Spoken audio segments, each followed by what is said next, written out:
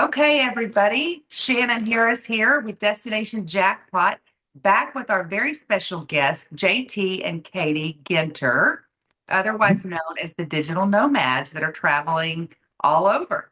So I think right now you Love it. told me you're in Sweden, Stockholm, Sweden. Yes. Oh, we have a goal this year of hitting 40 different countries, visiting 40 different countries. We've actually hit even more than we've visited. But like we're trying to visit 40 different countries this year, and Sweden will be 14, I think. Wow. And that's not counting ones we've transited like Spain and France that we just passed through. We didn't see anything there, so we aren't counting them yet. We're gonna circle back to those. So yeah, we're in Sweden. We just landed yesterday. We're here for 5 nights, and then we're off to Norway. Have fun. I want to be y'all. I want to be. You're visiting on all the places that I want to go. So we're Yeah, going to help our viewers figure out how to do that if that is your goal. But if it's not absolutely. your goal, we're going to help you figure out how to maximize your credit card points. This is something that I've always done on a very, very low level. I'm definitely taking it up a notch. And my goal is to help our viewers also be able to take advantage. People leave so much money on the table when they don't use their credit cards the right way, right? So, Absolutely. Absolutely. so I want to say that first, before we get started, that this doesn't work if you carry a balance. You just never want to carry a balance unless that rare thing where you do the 0% interest that you can carry for a certain amount of months. But if you're paying interest on credit cards, you're paying more than what you could pay for cash for all the perks that you're getting. So I definitely want to make sure if you're using credit cards, you're paying those balances off and never, ever, ever, ever, ever pay interest. That's very important, right? Absolutely. Yes. So we met several months ago. We've already done one interview that's on the channel, and we've kind of been talking about it, how we're going to go about this. And first, I thought, well, we'll take one scenario and we'll do that. But then I'm like, but then it's not going to catch the attention of everybody. So, kind of what we decided to do, and we're going to try today, is answer some basic questions, and then we're going to go through, I think, five different scenarios and JT and Katie, who are totally the experts. Katie is a writer for The Points Guy. JT, you are the editor in chief. Is that the right title? That's For right. Yeah. for Awards Wallet. I got it right without even looking at my notes. I'm proud of myself for that. Um, Yeah. so they write about this. They live this every single day. He has on JT Ginter on X every single month. He posts how many nights they stay in a hotel, how they got there, how they fly, how much it costs them. It's very interesting. So go give him a follow over there on X. But they really know the best way to do these things, and I'm really learning a lot. So we're going to hopefully share some tips and tricks and help you set your goals and help you start saving money. Actually, where you can make money sometimes on these credit cards if you're really smart. We want to make this attainable where everybody can do it with just your every single day spend and that you're really just paying attention. But one thing I have learned is I was so afraid of getting too many credit cards, even though I pay my credit cards off all the time. And originally, what I would do is I would have one for this business and one for this purpose and one for this purpose so that tax time I had all my expenses were condensed to one credit card. But I'm not being Yeah. smart about that because I'm not getting Yeah. the most in my rewards that I could get. And I am all about those rewards. So with just a little bit more work on my part, I figured that it's better to really pay attention to those category spends for me. The other thing is Absolutely. Mike and I had a big spend that we had to do, and we could have financed it, which we didn't want to do. We could pay cash for it. It was about 20-ish thousand dollars. Or what we could do is be creative. We could put it on multiple cards. So we opened up three brand new cards. Y'all will be so proud of me. So that Awesome. we got three different bonuses. We were able to do a business cards also, so that doesn't go against our credit. The balance doesn't go against the credit. And we got 0% interest for 12 months. So Awesome. we did a Chase Ink Preferred just in my name. Perfect. Mike did a Yeah. Chase Ink Preferred just in his name. And then Yeah. I think I did an American Express Blue in my name. Oh. I Yeah, think it's the blue. I don't remember which American Express it was, but anyway, yeah, we got in sign up bonuses. We will get 20 almost $2,150 back, which really helps go towards that big purchase. And absolutely. also 0% interest, for those 12 months. So um, by just thinking a little bit outside the box, and I've really had to do some talking with myself and say, having multiple credit cards is not bad as long as I still don't carry a balance because it's really taking advantage of those welcome offers, right? Yeah, absolutely. And I think that's one thing for people to remember who are getting into this field or getting into this hobby is thinking of like the holistic picture. Between us, we have over 60 credit cards that are open right now in our names. We don't recommend that to anybody. And it really depends on like how much time people want to invest in it. For some people, if you have a really busy life and you're just looking for one card, just the simplicity of one card, like focus on getting the best card for that position. Don't make that a 1% cash back. Make sure it's a 2% cash back or 2x miles or whatever. But for people who don't mind a little complexity and using like a little label printer to put like this is my gas card and this is my grocery card and all that, like can really step up your rewards, your earning rates overall. So yeah, I think it's really important for people to take the holistic picture of like how much time do they want to put into both earning and redeeming, because Right. that's definitely part of it too. Like if you aren't willing to like dive kind of deep into the numbers, well, city cards might not be the best cards for you because they have very niche loyalty programs that you need to know how to get value out of. Where like Chase is really, you're talking about the ink cards. The Chase points are great because you redeem them. Worst case, redeem them for 1 cent each. You can redeem it for 1.25 cents each for paid travel through the portal, or you can transfer it to Hyatt. And we're staying at Hyatt right now. How much? What was the redemption rate for this? Oh, like 5 cents a point. Yeah, it's like over 5 cents a point. And that we transferred Chase points to Hyatt, redeemed it for this hotel for 3,500 points in Stockholm, Sweden, which is a very expensive city. And so, but like if you're just looking, if you're not, if you don't have time to be able to dive in and find that really good value, keep it simple. So Right. we'll talk through all of these different examples soon. I'm happy to dive into it, but I think that's one thing that people should remember is keep a holistic idea of like how much time do you have to like spend to learn about this and really to maximize. Right. So when we talk about setting goals, and we will, that's something that you definitely want to keep in mind. So just before we get too deep into this, I just want everybody to know we're going to go through some opening questions, but we're also going to hit on the credit cards. I got to look at my notes here. The five little sweet spots that we're going to be focusing on, and we're going to break it down, is the single, new couple, young family. The beginner traveler would be number two, like domestic reward and small travel. Then a big international trip would be the third for like a family of four, but on a budget. And then number four, which is my most exciting one, is a big international business class luxury trip, which Mike and I are trying to plan. So I'm real excited about that one for myself. And then the fifth one would be business owners and how to maximize your perks and rewards. And then we'll go over some more questions. So those are kind of the categories we're going to stick to for this interview. And then we'll be building on those on our future interviews coming up. And then want to make sure and tell you, please put questions in the comments because we will be referring back to this video and our other video that we've done with JT and Katie for those questions because I know we're not going to be able to think of everything or get everything answered today. So we know there will be questions and we want to come together, the three of us, and really help y'all maximize these perks and get some wins for everybody. So y'all ready to get started? Yeah, let's do it. Okay, I'm going to get to my opening question. So the first thing is when we mentioned the credit card game, cash back, travel, etc., how do you know the best value? Hmm. That's my first question. Like, how do Yeah. you look at that and say, okay, this is my best value? It really comes down to your goals. So my Right. parents are a perfect example. Like they don't travel that much, they don't want to travel that much, so cash back for them is the best option. Okay. So when they're looking at a card, it doesn't matter if you can transfer to Hyatt because they don't want to transfer their points to Hyatt. They want to get cash back from the points.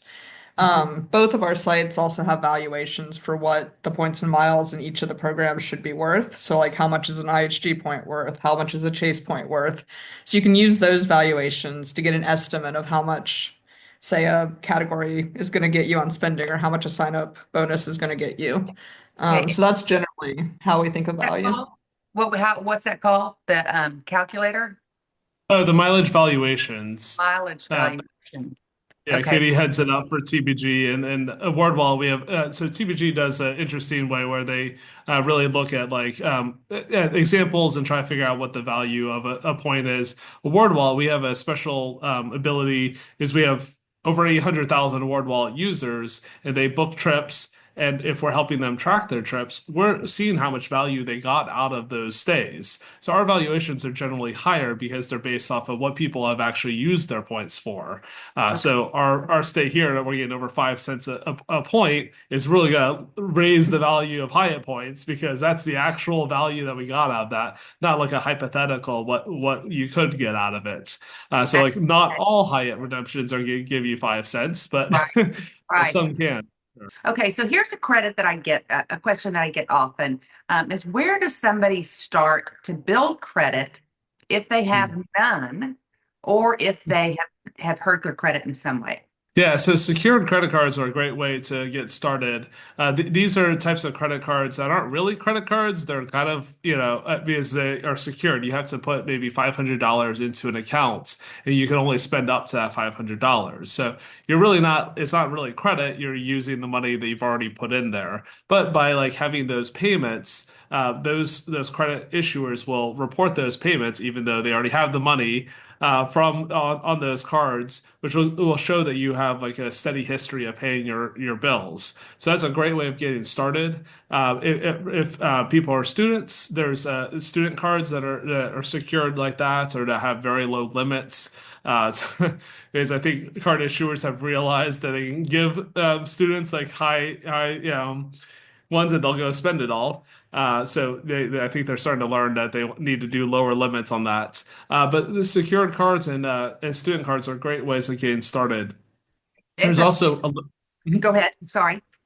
there's also some more advanced ones. There's like credit builder loans. Just done a little bit of research on that. They're not the cheapest because you're actually paying interest on a loan that you actually aren't getting the money for. But again, it's a way of showing that you're paying your bills. They're very complicated. We can't get into like all the nuance of that, but like they promise to really help you increase your credit score. That was something I didn't even know about was an option for people who are building credit until just recently. But like those are some of the tools that can help you build up your credit over time. It's Yeah, I was okay. going to say there's also the option if you have friends or family members that trust you, they could add you as an authorized user on one of their cards. They don't even have to necessarily give you the card if they don't trust you to have it in your wallet. That's great. But yeah, just being on their account can help boost your credit too. That was going to be my next question. As a parent, can I add my child as an authorized user? Can you also do that on a business account if you have authorized users? Does that help their credit or not on a business? Those typically, the business cards typically aren't reported to the credit bureaus, which Right. is in some ways, like especially in like in your case where you're saying you're making these large purchases on the business cards, well, that's not going to hit your personal credit, which is good because you don't want to see like, oh, there's a lot of debt, even though you're gonna pay it off. And so like, yeah, the business cards it doesn't have the same boost as like a personal card. There are some business cards that are reported to personal credits, but that's more the exception than the rule. Somebody told me, and I feel like I've seen a difference in my credit score since I've done this, is that your credit score will actually go up if you make that payment before the due date, because somehow that balance will report. If you wait till the due date, reports on your credit, and then that makes it look wonky. And I do believe since I've started Yeah. doing this, it's made a difference. it shouldn't make that much of a difference, but it can certainly make a difference. So I think what that is impacting is your credit utilization. So that's a large part of like your credit score is credit utilization. How much is the total credit that's given to you? Which because we have so many cards, versus like hundreds of thousands, Yeah. and then what percentage of that are you actually using? That can really ding people's credits if you have like a high utilization. Say you only have a credit card that only gives you a 5,000 limit. You're even if you're paying, charging 3,000 of expenses every month and paying that off, it can still look like you're using a lot of your credits. And like they don't always report that. And maybe there's a way of figuring out what day they report it and you can pay before that. But yeah, I think that's what you're seeing is because you're paying that off sooner, it's lowering your credit utilization and Yeah. increasing your credit score. So let's talk about setting goals before we dive real deep into this. What are some basic like questions you ask yourself and set these goals, guys, whenever you're looking at working these credit cards? I think the big question is like what are you hoping to do with that money? Are you in Katie's parents' example, they're looking to earn cash back to pay business expenses. For some people, it might be like, hey, they have family in Florida and they want to go visit Disney in Florida and they live in the Northeast, and so they want to just be able to afford that trip or cut down the cost of going on that trip. I think it really is trying to figure out what you want out of it because that really impacts like what kind of cards you're gonna get. Like, absolutely don't get an Amex Platinum if you're just looking to get cash back because the cashback redemption's 0.6 cents. Definitely don't do that. But we run into people who are like, yeah, I have 300,000 Amex points. I'm cashing them out. We're like, why did you get an Amex card in the first place? There are good Amex cards for cashback. You just don't want it to be the Amex Platinum. Well, because Um, everybody sees that platinum and they want the platinum, but they don't realize if exactly. you use the benefits that come with it. That's a good point. Yeah, so I think the key is like trying to figure out what you're trying to solve, whether it's reducing like the get the cash back to reduce your out-of-pocket expenses, or if it's going on that trip, that big trip, that small trip, a domestic trip or international trip, because that really does like define like what's the best path to go down. And then also considering how you want to travel. Like if you're only going to fly Delta regardless of the other options, Yeah. then earning Delta Sky Miles is perfectly fine. But if you're more of a free agent and you're willing to fly a variety of airlines to get there, whichever one's going to have the best deal, then having transferable points that you could transfer to a bunch of different airlines could be a better value. That's a great point, and it could also depend on what airlines are nearby. If you live in Atlanta, Delta flies everywhere, and if you maybe have a young family and you don't want to connect, you're going to take that nonstop. Well, Delta is the one that's going to be the best option. We for a while we were kind of based in Atlanta. We didn't fly Delta. I like once out of Atlanta because all the other airlines are happy to attack Delta and like give like very low cost awards or low cost paid fares out of Atlanta, and so we were happy to connect through Dallas to go wherever we needed to go because it was cheaper than flying Delta. But that really just comes down to what's your travel style. That's right. Yeah. Because Mike Harris does not like to connect. He really does not like that. He would pay more money to not have to connect. I could care less, Yeah. Either way. But I also could stay on the road for 2 months and he can't do that. So yeah, it's different. And then I think another good point when you're setting your goals is how much time do you want to invest to this hobby?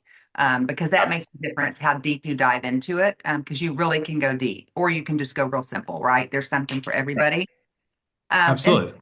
I think we've kind of touched on this a little bit, but let's talk about just real briefly the difference between a personal card and a business card and who can get a business card. Go for it. It's actually surprisingly easy. The first business card I got, they asked, well, what's your business? I was like, I drive for Uber. Like, okay, gave me a business card. Like that was legitimately the first business card. I had a flight deal site, kind of like, Scott's Cheap Flights back in the day, JT's Flight Deals, which was a Facebook based one that made like no money at all. But I had a business because I had this like, it wasn't incorporated. We didn't have an LLC, but it was a business. We were trying to generate money through a business, and that qualifies for a card. with the caveat of your example of when Katie opened a business card and called it went to pending, and we can get into all the nuances of like if you get pending, like the strategy there. But in our case, Katie called and they're like asking for like pro forma like financial statements Wow. and stuff like that, and so that didn't go so well. Yeah, so you do have to, I mean, you should be completely honest whether you're applying for a personal card or a business card. And just with business cards, sometimes they may want information that you aren't going to have if your business isn't that big. And so you may just have to accept that you're not going to be approved for it, and that's fine. Yeah, and they But have network marketers that have truly a business and they get to claim those Yeah. expenses, but they're not going to have a EIN number, which is they did want that with the Inc., the Chase Inc. and the Yeah. American Express. I had to give the EIN number. I don't know if I didn't have that. I guess I could have used my social maybe.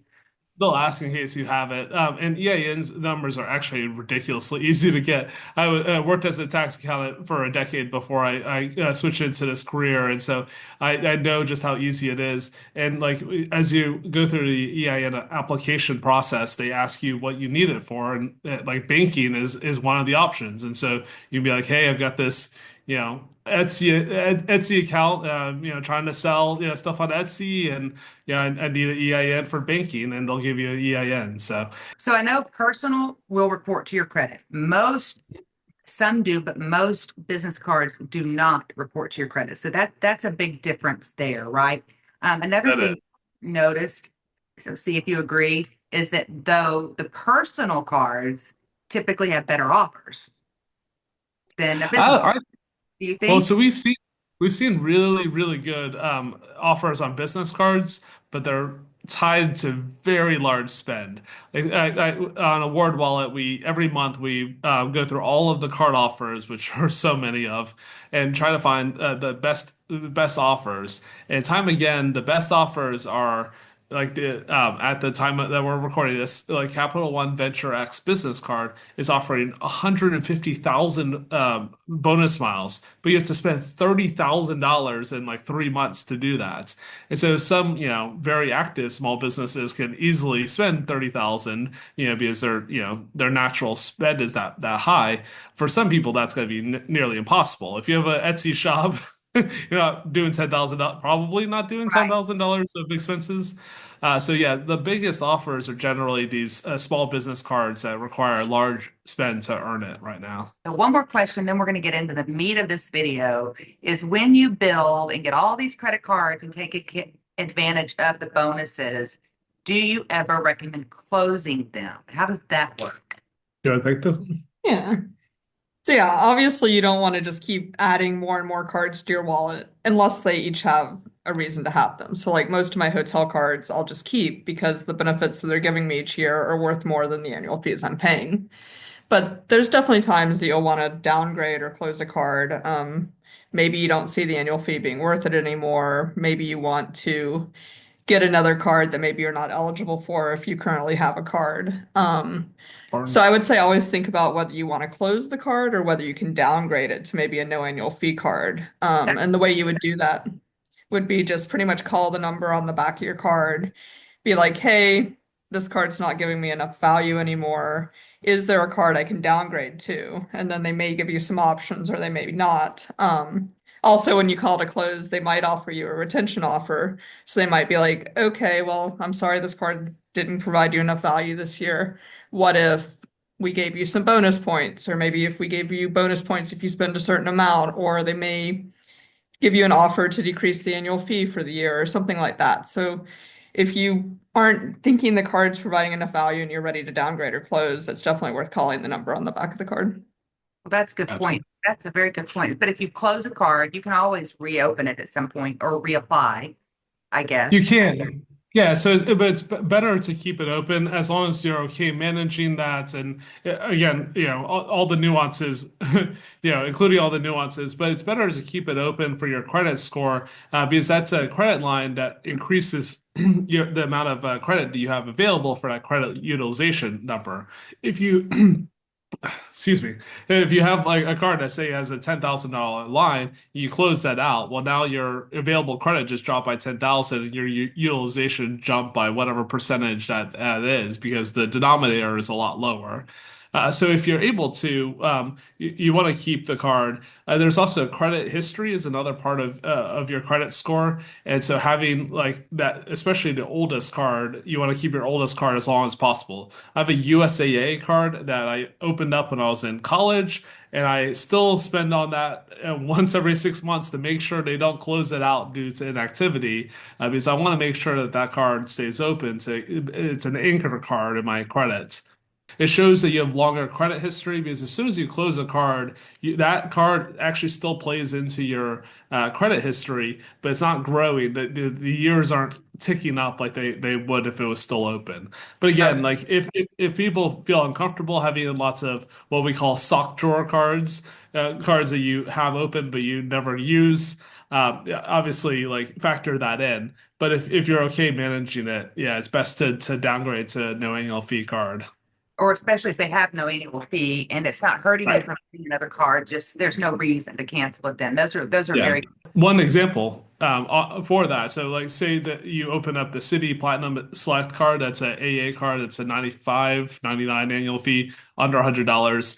And say that's a card that you get for a sign up bonus. You earn the sign up bonus. It has good perks, priority boarding, free checked bag, and all that. But if you're not flying to AA and like you're not getting the value out of that annual fee, you can call City and be like, hey, this card was great, but I just can't get the value out of that annual fee. They might offer to downgrade you to the MileUp card. It's also an American Airlines card, but has no annual fee. It actually has different earning rates. You actually earn 2 miles per dollar on groceries, where the Platinum Select card doesn't have that. So that is something to pay attention to.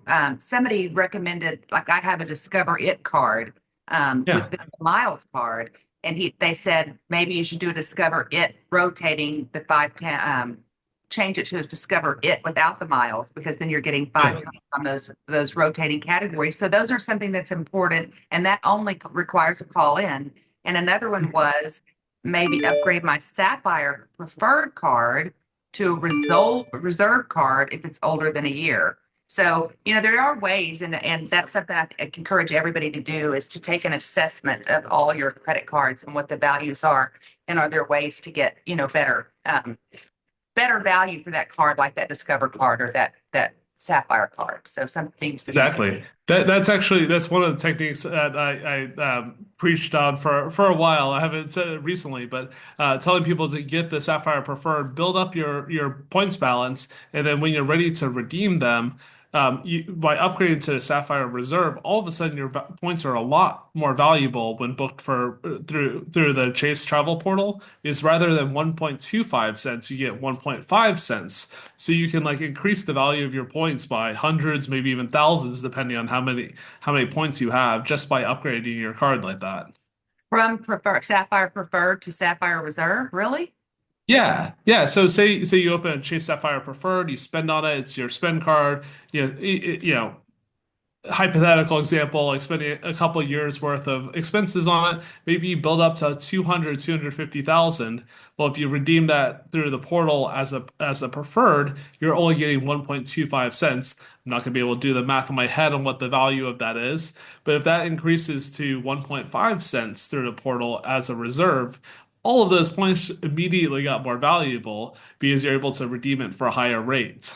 Wow. Okay. So that's something I'm going to have to really look at because really with our Chase cards, every one of them, we transfer them over to United and Yeah, book. that And works. that's the smartest way to do it. But that's what we do because we travel always with United.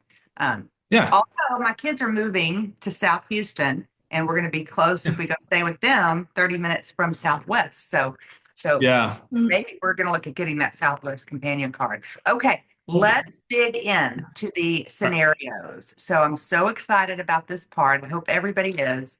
So let's start off with that single new couple, young family.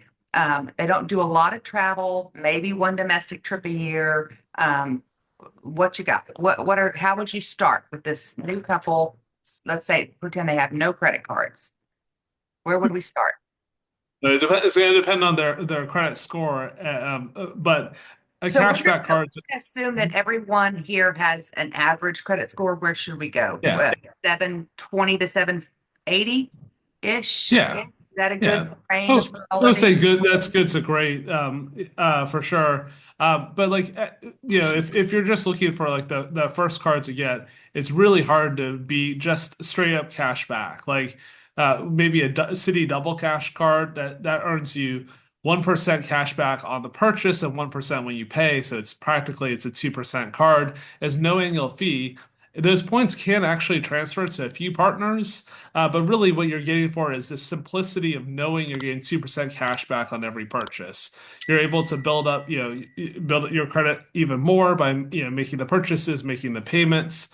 But there's other cards like maybe a saver card, Yeah, I could see a Capital One Saver card. That's good for people that are going to go out and dine out a lot, do grocery shopping, but don't want to have an annual. Is it an annual fee or a low annual fee now? it was knowing Capital One just recently changed up. They had a Saver card and a Saver One card. They discontinued the Saver card and they changed the Saver One card into the Saver. It's confusing, but the Saver, just look Capital One Saver, it earns pretty decently on both groceries and dining with no annual fee. I think, pretty sure. Yeah, and then also talking about kind of a new couple, if someone's getting ready to get married or like is going to have a lot of big expenses, we like to talk about the Capital One Venture too, because that one you could put a lot of your wedding expenses on as a new card holder, get the bonus, earn a bunch of miles, even go ahead and book your trip, your honeymoon trip on that card.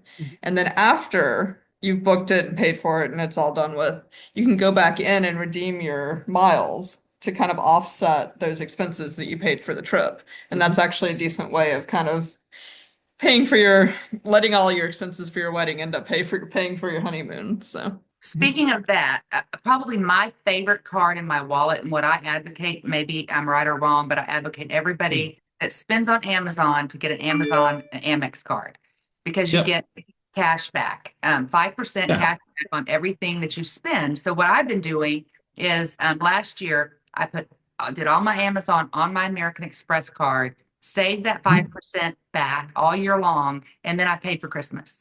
So it was really Perfect. kind of a cool way to like save up for Christmas. And then it's like, ooh, that was so satisfying when I paid those statement Yeah. balances off with those points. It's like that is a lot of money, first of all, that adds up over time. Yeah. If you shop on Amazon like I do, I hate to go to the store. So I do, but I am smart with it now because they've Mhm. increased their prices so much. So now with my American Express Gold card, I get that $12.95 credit back every month from Walmart, which gives me that Yep. Walmart.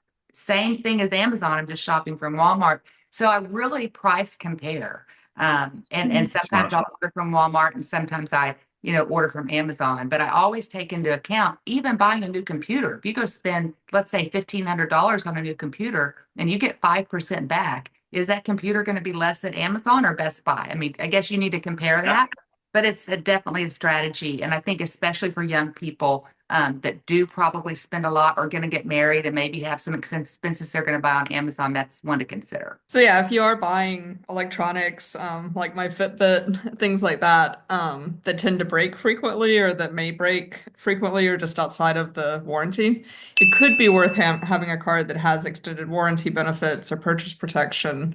I've used that on my previous Fitbit to get a new Fitbit because the Fitbits always break just outside of the warranty period. Yep.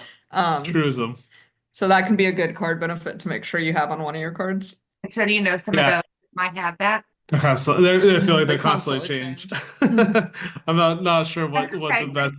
They can Yeah. look that up. Yeah. Yeah, Maybe, yeah. and yeah, Amex does all of their own claims in-house, and so they're generally better. Where a lot of the card issuers they partner with an outside like insurance company whose bottom line is based on saying no to claims, and so like you have to really fight it hard and send in all the paperwork. We had an issue. We had a trip delay thing where we flew to Chile to go skiing. We had a reservation at a not cheap hotel on the mountain that was pretty far away from the city, and I literally came down with pneumonia. I ended up in the hospital, and Wow, so that's couldn't go. then, because we talked when you were on that trip. You were Yeah. after. Wow. Yeah, so I ended up going to hospital for pneumonia. Everything turned out, but like the doctor's like, no, you're not going to go up to 10,000 feet where if you're having trouble breathing at pretty much sea level. And so like I filed a claim, actually put the expenses on my Preferred, the card you were just mentioning, the Inc. Preferred, and yeah, so Chase's outside company. I had to like send all this paperwork and follow up with them time and time again. Finally got it all reimbursed, but Amex can be better because they do deal with it in house. Obviously, they still have a profit incentive to say, to make it not easy, but they do value, their card members. So we have, stories of people who've just bought electronics and then they, drop that phone and on the tracks of and it gets just run over by a train or whatever, and like you might be out of luck with most places or most cards, but like if you have a purchase protection, it gives you generally 60 and 90 days depending on the card and the and where you live. Very Yeah, good. but in the Yeah. case of the extended warranty, like it makes sense to look and see exactly what the details are, because some will double the warranty up to like a certain number of years more. Some will just add an extra year. So Mhm. it definitely makes sense to Read that maybe fine. if you look exactly look at on the cards you have even, and they may have benefits that you didn't realize they have. That's interesting because that is another thing I have noticed about Amazon that I don't love is they seem to really be tightening that return window. Um, Yeah. so that can be not a good thing. Okay, so I think we kind of covered that to start with, and then the next time that we Yeah. get together and meet, we'll build on. Okay, we've gotten maybe one or two of these, so then now what are we going to look at? So let's talk about that beginner travel that's looking for more domestic travel. Um, I'm really interested to hear what's your recommendations for the beginner path for this person? Where would we go? Alex? So there's so many ways to go, and it really depends on those goals. Like if you're trying to fly, if you're based in Houston and you're gonna fly United, a Chase card might be excellent. So Chase Sapphire Preferred is just an incredible beginner card because it gives you a lot of those travel protections, it gives you rental car protection, it gives you trip delay protection, and the points you can either redeem them just purely for cash back on one set of piece. Again, we don't recommend that, but that is at least the base that you have. You can redeem it through the portal for paid travel for 1.25 cents, so 25% bonus. Or you can transfer it to, I think it's 14 transfer partners, which include Southwest, which include United. These are, include Hyatt. So the Chase points are very versatile, and the Chase Sapphire Preferred, it's a $95 annual fee card, and if you properly utilize the protections, you can get much more value than that. So I actually pay for my sister's Chase Sapphire Preferred. It's my Christmas gift, one of my Christmas gifts to her That's every a year. good. Yeah, she was literally going to rent a car. I was with her at the airport, and they were asking, add the insurance to the rental car, and she's like, "Yeah, yes, I have to." It was like $80 for this for a week long, like, and I Yeah, was like, "Oh, if you just had this Chase Sapphire Preferred, it literally covers damage, theft, and all that just for having this card." So, while there is an annual fee of that $95, it can actually end up saving you in a lot of ways. It that's also has a $50 hotel credit that you can use through the portal, so that cuts the annual fee right in half if you're able to use that. It's a great starter card. But other cards that might be great if you're based somewhere that American Airlines flies a lot, you might want to get the Aviator Red, which is a annual fee card, 95.99, somewhere under $100. It gives you a free checked bag, gives you priority boarding, gets you a lot of these like basic benefits that pretty much replicate low level elite status. Plus, with that one, I think right now it's 70,000 mile bonus they give you just for making the first purchase, which is wow. incredible. That is So yeah, it's a great card, and that bonus will fluctuate. Sometimes it's 70, sometimes it's 60, sometimes it drops to maybe 50 with a waived annual fee. There's they'll fluctuate around, but like getting a starter card, either Chase Sapphire Preferred, the Capital One Venture is another great one, or a intro airline card with the airline that you fly the most is a great way of getting started for like those domestic trips. okay. So if you do like the Chase Preferred, you're saying it's better than to take those and transfer those like to United or to Southwest or one of those, you get more bang for your buck. Is that what I heard? Yeah, so it depends on the redemption. Right now, today, as we're recording this, United's running a sale for flights to Mexico and a bunch of international destinations for as few as 9,000 miles. Well, that's pretty darn good. You might want to transfer your Chase points to United to redeem for that.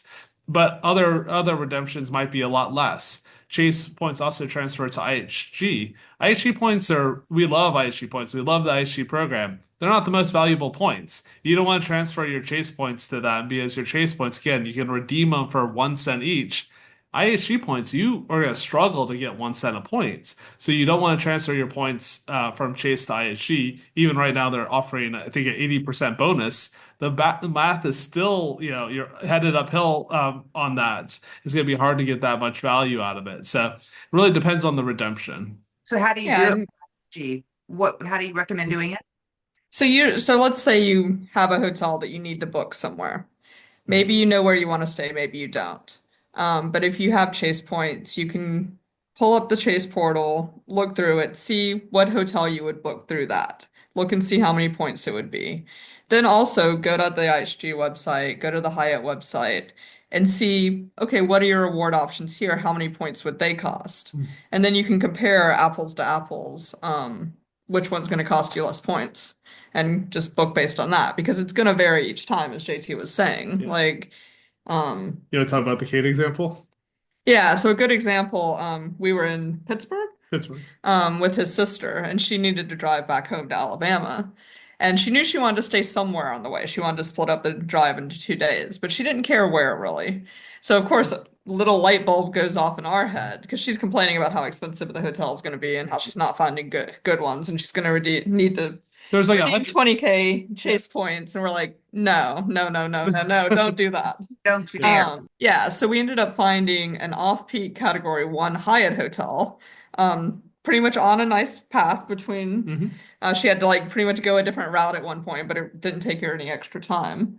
And yeah, she was able to redeem just 3,500 points instead of the 20K points she was going to redeem for an IHG hotel. Yeah. Again, it's Chase points either way. It just depends on where you're transferring them to. It's just literally 1/6 of the points that she was expecting having to pay through the portal, is that was based off the paid rates, and paid rates were very high the places that she was looking. This was the Hyatt hotels are not bad. Like, this is a Hyatt place. She has a young family, several kids. Hyatt places are great. They have the little cozy corner, a bunch of like couches. They've got a little wet bar type situation. Like, they've got space for families to spread out. And so just by like knowing how to like search the different options, she was able to save a ton of points. That's a very good point. And so I think that's a good starting point for that beginner travel, especially since this is like the first card. Next time we'll get into more of the other types of cards, because that way you can use it in different ways. I love that. I love that. And then we'll build next time, for sure on that. Okay, that's great. I think that's exciting, because we have hotel chains and airline chains and all kinds of other things we can get into, rental cars, but we'll do that for the next time. Okay, let's get on next category, the big trip, international, family of 4, but more on a budget. Where to start planning? Like if you wanted to go to Europe or to Cozumel, or give us some ideas. So I think we can use a lot of the same advice that we had for the young family just now. I think the Chase Sapphire Preferred is still a great option. That's a starter. Yeah, to start out. We can level up on that. Yeah, of course you can level up on that, but like you're pretty much still wanting to get those transferable points, whether it's the Chase Ultimate Rewards or the Capital One miles. But of course, you'll need to start gathering a lot more of them if you want to travel internationally. So you could even start getting into 2-player mode. So it's not maybe just one person signing up, it's the husband and the wife. I think this is a great time to bring that up. So talk to them about what that means, the 2-player mode. Yeah, so I mean, exactly that. Like trying to leverage both of the adults, maybe. Families could look like all different types of things, but trying to use both peoples to be able to sign up for new cards and not lock yourself out. We'll get into Chase 524 later on, but there's different rules that card issuers have that can lock you out of like which what cards you can get more of. And so like by having two different credit profiles, you can sign up for multiple cards without locking yourself out of future bonuses. And so That's yeah, the mistake that Mike and I made in the beginning before we ever learned is I'd get a card. If you get a card, we'd make each other an authorized user. Don't do that if yeah. you do this method, right?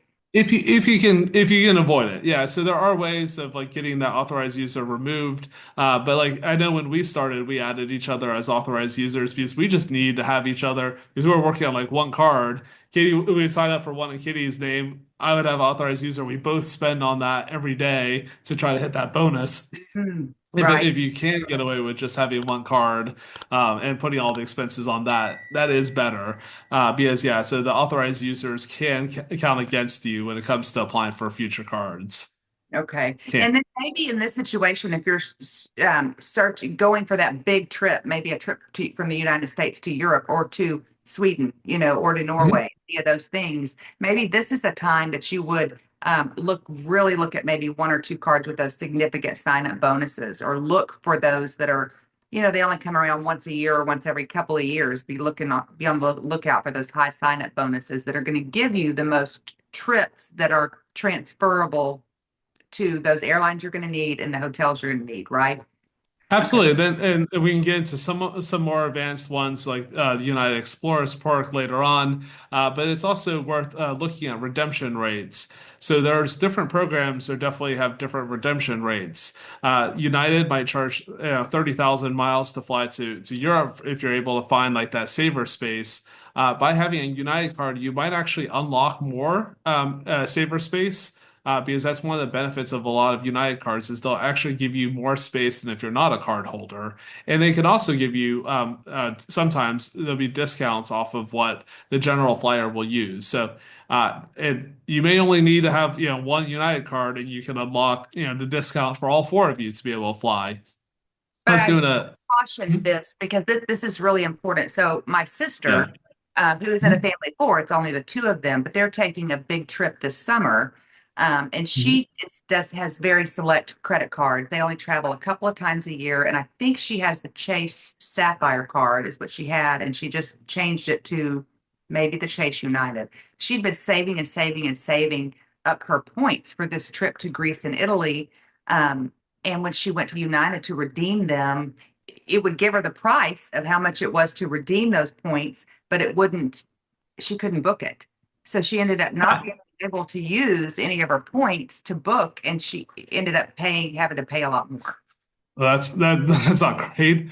But yeah, that does highlight why you typically want to hold on to the point in a like in Chase or Citi or Amex until you're ready to book. But it sounds like in this case, she may have transferred the points in because it looked like she was able to book it. Yeah.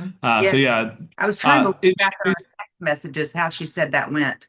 Um, yeah, but I thought it was interesting, and I felt really bad for her because she was like, and now our airfare is going to be crazy, a lot more money than yeah, we thought because we thought we had enough points to get everything. yeah. So we will really want to, when you're planning this trip and you're counting on those miles, you need to make Mhm, sure that it's going to transfer to the partner that you need to, or that in mhm. fact, even if the trip's showing up under United, that you can indeed use them. Yeah, and for these travelers, I would really strongly suggest look for programs that are outside your normal box. So Virgin Atlantic is a London-based airline. They have the Flying Club is a loyalty program. They just dropped their rates. They used to have like these fixed rates for flights. Now you can fly economy across the Atlantic for 6,000 points if you are able to be flexible enough, which is wild. So, a family of four can fly across for 24,000 points. That is less than United is probably going to charge for a one way.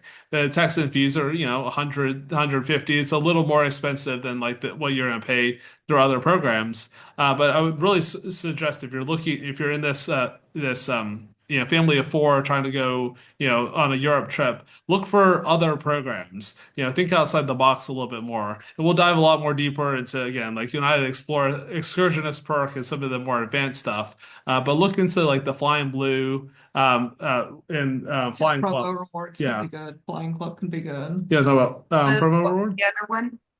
What was it? There's Air France, KLM, Flying Blue has promo rewards. Mhm. So sometimes you can fly between the US and Europe or Europe and other places at really discounted rates, usually in economy, but sometimes in business class. Sometimes a premium. So, Flying Blue, they used to have economy awards starting at 20,000. All of these programs have gone to like dynamic pricing. So, of course, if you're trying to fly during peak times, it's a lot more. But a lot of them will have starting prices that are pretty low. So, Flying Blue, it used to be 20,000. Now I think it's 25,000 is the minimum for economy. But this Flying Blue promo rewards, they'll discount a few US cities every single month by 25%. So now it's 18,750 miles per person rather than 25,000, which is again a lot cheaper than what some programs are going to do. And so So I'm not really for with that. Is Flying Blue, is it a credit card or is it a airline? it's a loyalty program. So it's Oh, Air France KLM. It's actually a transfer partner of I think like everybody. okay. I think at Chase City, it's just it's one of those programs that a lot of people overlook because they don't know how to utilize it. But especially for families that are trying to look for these, trip to Europe example, like look for these programs that have a lower redemption rates than the programs you know. That's really the challenge to do there. That's interesting. So everybody go, yeah, check that out for sure, for sure. Yeah. So we'll talk more then. So those are some great two-player, maybe get some of those maximum benefits, something that you can transfer to other partners, because the biggest expense I'm guessing is going to be your hotel and your airfare. Both of those are going to be expensive in any of those places. So we're going to look to how can you achieve to get that airfare and the hotel taken care of for a family of four is kind of going to be our goals, as well as you probably may not rent a car, but we maybe talk about that and maybe some other saving shortcuts on future videos for that. Yeah. Would be good. So, okay. So now my favorite, because this is the one I want to plan for next year, 2026. Mike and Sharon want to go to Greece and Italy for about 3 weeks, and we want to pay for as much of that trip as we can. So we want to do some sea, some land. When I mean sea, I want to take some small ships to some of the islands. I would like to do So that. much fun. Have you Yeah, done? we did that in 2021. Katie had already been to the Greek Isles, and I was very down on like Greece. I was like, oh, all of these islands are gonna just be super expensive and like posh and like all that. They are. Which it can be. Yeah. Yeah, definitely do your They research don't on have which to be. which island. Yeah, we had some of the like best meals. Very, very, very affordable meals. Like Naxos, really, really loved that one. The ferries are incredible. These are like cruise ships that they like throw them around like they're like little dinghies. Like they're spinning them around in the harbor. It's just wild. The ferries are really cool. But you can How also take full cruises too throughout the Yes. Greek islands. Yeah. But if you want to kind of do it yourself, you can do the ferries. Yeah. So I'm so super excited, and I've just been saving all my points on every card I have because I don't know what I'm going to need or what I'm going to need to do. But my biggest goal is to pay for every bit of this trip, other than our food, of course, unless you have tips on that too. With so my airfare, I want to fly luxury and nice as fun as we can. I want to do great little cruises through the Greek Isles. Mike wants to do, of course, the wineries, and he's got some great wineries that he wants to go to over there. So let's talk about how would we plan. We have over a year. We're not specific on time frame or when we go. Our dates are flexible, all of those things. So where does one start to figure this whole thing out? And viewers, if you have any tips of where we must go or things we must see, drop them in the comments. And y'all too, tell us. So tell me, I'm excited. Naxos is the island I just loved in Greece, and it's a great little waterfront. We stayed a little bit away from like the central touristy area I think we booked it through like Booking.com or something like that. But it was like literally a block from the beach, from a beach. And it's such a great place. We had this Greek restaurant that we went to once. We almost never go back to the same place, but this place was so good, so affordable, and we're having these incredible Greek salads and incredible food. And it was like 18 euros, and like with wine and with it was just incredible. So we'll send you some tips. Do you remember the name of it? I can probably look it up, but we'll send it to you. Okay, Yeah. I'll be on the lookout for that. Okay, so how do we start? Yes. How do we set a goal of like how much do we think points and hotels and like where do you start with this kind of a trip? So you're doing really well already in that you're saving up a lot of your transferable points because transferable points are going to be the key to really flying in a luxurious product on the way over and back and staying in nice properties there. You definitely want to start planning far in advance, both to earn the points, but also to start kind of looking at your options of what you can book because you don't want to just sit down 6 months out and book something. You should be looking at it for a while, Okay. especially if you want to get the best value. Like it is going to take some time to sit and look at it and read articles or talk to people like us, that can kind of help direct you in what you want to book. JT already has some ideas of how you might want to fly Yeah. over. I can see his mind just going. Oh, absolutely. But I mean, I think the key, especially for like a luxury international trip, the key is transferable points and figuring out what is the sweet spot that works for that place. If you're going to fly to the Maldives, you probably want Avios. It's a British Airways and Qatar both use this Avios program. It used to be, and you can still technically book using American Airlines miles, this Qatar business class to the Maldives or 70,000 miles. But there's no availability. Like they just don't release availability to American Airlines anymore. So like no matter how many American Airlines miles you have, it doesn't matter. You're not going to get there. So Obvious is like the way to get to the Maldives. For Greece, if you don't mind positioning, there's a great sweet spot positioning. So a positioning flight is where you like fly somewhere one side or the other of the trip in order to get a better deal. So one option, if you're okay with it, maybe you can pair this with a trip to New York, is there's a great deal on Emirates on Emirates business class. From Emirates to Athens. They fly nonstop from New York to Athens. This is the Emirates A380 that has the bar in the back. It's super, super blingy, and it's only 108,000 points round trip for business class.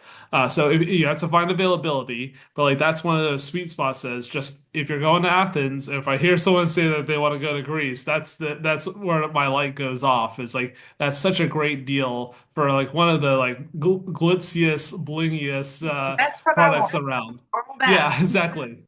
Exactly. So like yeah, like there's probably direct flights from Houston to Athens, but those are probably going to be a lot more miles Yeah, I don't right mind now. going to New York and we could go to New Yeah, York and spend a few days or, yeah, exactly. sure we can do that. And that's the one thing I want to do about this trip is plan enough time so that we can go slow enough to see all the things that we want to see and not be Exactly. rushed. And I don't want to miss any close things like that we have to do, on the way. So that Yeah. total flexibility with this trip.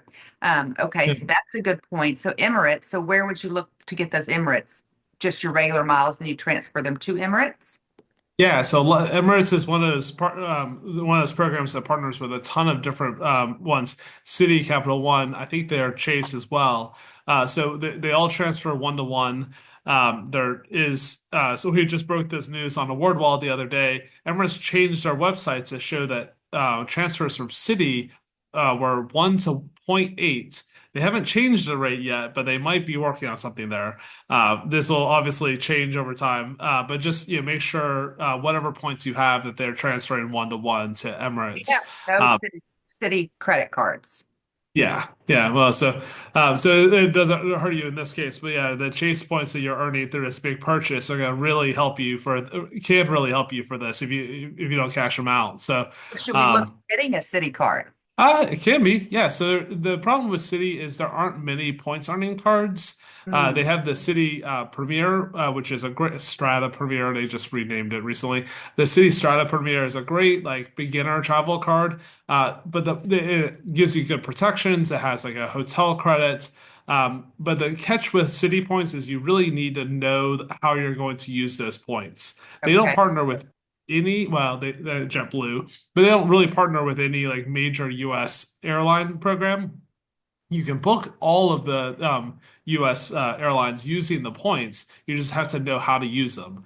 Whether it's booking American Airlines miles through Cathay miles, like you have to just work a little bit harder. And so, City, we use City cards a lot because we know how to use the points. But that's just one of those programs that's a little harder. That's a little more advanced level. So probably don't worry about that for me planning this trip. Yeah, not for now. Yeah. Work with what I've got. So start Yeah. continue to get those points that I can transfer, and Hmm. taking advantage of some of those point Sweet generic, spots. I call them. Yeah. So then we Oh, can transfer those over to some of those like Emirates, right?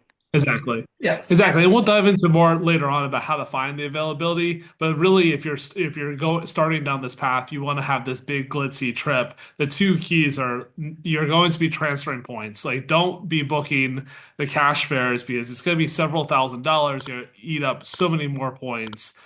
So you're looking at ways to transfer your points, and then you need to figure out what that sweet spot is to that place. Okay. Almost all locations have some sort of sweet spot to get you there. You just might have to connect through somewhere else. It Yeah. Go ahead. So would it be worth looking at maybe going New York to Athens and then maybe just one way and then going back another way so that you kind of avoid having to circle back? So in this case, so this particular sweet spot, Emirates prices the round trip's a lot cheaper. So Okay. one way is like 80K, and then round trip is like 108K. So it's like so much better to do the round trip. Okay. It does mean that you have to position on both sides of it, which is a hassle for sure. But like for the glitzy end, then it's direct, from New York. You're not having to connect through Dubai, go way out of the way. But Okay. you are correct that a lot of times you would want to kind of do that open jaw where, especially if you want to visit two destinations, you definitely have the right intuition there, just not for Not in this this sweet one, yeah. spot. Okay. Okay. So then you get into the accommodations abroad. That's Again, you want to have those transferable points so that you can ideally access a lot of different programs. But it's also worth at this point, especially if you know which places you want to visit for sure. Look at what hotels you want to stay at there and start earning points, earning free night certificates, maybe even earning elite status in those programs. Like if Mhm. you know that you want to stay at a Waldorf Astoria, maybe you and your husband both want to get the Hilton Aspire, get two of those free night certificates that come with that each year, and then you have a great stay for probably less than the annual fee that you're paying. So definitely start doing your research, think about where you want to stay, because Any really, recommendations? well, it depends on it what you're looking depends. for. Yeah, Yeah. yeah. So I mean, Okay. for us, we stayed at this charming little hotel that's not you could use points to book through a portal, but like it wasn't part of any loyalty program. We're probably not going to do that anymore. I mean, that was while we're in this Yeah. hobby, but like there are certain places where the points. The points hotels are so expensive in some places, especially if you're looking at like Santorini. It's just crazy how much like a Marriott's going to charge for you for that. So it's probably better to just look for an independent hotel. But it really just depends on like, yeah, what style you want to have, like what your travel goals are there. Katie was really, that's good advice on like, researching what that place is where you might want to stay. The Hilton Aspire card is a great one. What the hammer home on what Katie was saying on that. It's an expensive card. It charges a higher annual fee, but it gives you a free night at sign up. I'm pretty sure, and then every anniversary, and it's redeemable almost anywhere in any Hilton property in the world. There's like a small list of like 30 properties that you can redeem it at. So So last year, really, you yeah, could get the Hilton Aspire card now. Let's just say mhm, we're in April, yeah. 2025, and then get your night and don't use it, and then save when you get your anniversary. So then you basically have two nights. Is that what you're? There's a small crossover. So this is much more of an advanced technique, but there is a way to do that. So an Aspire card is a very high annual fee card. You might do one Aspire and one Surpass. And then if you spend $15,000 on a Surpass, that unlocks a free night. There's a bunch of ways of earning. Like we can dive super deep onto like Hilton, but like the takeaway, like at the start is like look at what type of property you might want to stay at, and then look at like what are the ways of getting that. We used our Hilton Aspire. Sorry, I feel like you were about to start. We used our Hilton Aspire free night certificates that we both had to stay at the Waldorf Astoria in the Maldives, which is ridiculous. You know, we're talking like $4,000 a night type hotel, and we used two of our free nights for that this past year. Yeah, they do expire though about a Yeah. year after you earn them. So you usually can't use the one from the previous year and the one from the new year like on the same stay. There is a There's a small small little window, overlap. yeah. But you would need to be at a property that has a lot of availability. But again, this is advanced. This is Much probably more like advanced, yeah. for a future So basically, what session. what I need to do for this trip is really narrow it down to where I want to go, the places I want to stay, even the cruise ships that I want to go on, because I may be able to get some of those comped through your comped. Yeah, Mhm. yeah, qualified, absolutely. which would save a lot of money. So I need to really do that research. And then when we come back, so now I'm working on for this phase of this trip, these bonus points that I can transfer anywhere, knowing that I'm going to be able to get that Emirates from New York to Athens. Yeah. That's my first goal. Okay, so we're going to work on that, and then we'll build on the more advanced when I come back. So I've got my homework. Absolutely. I'll figure out how to get that done. Okay.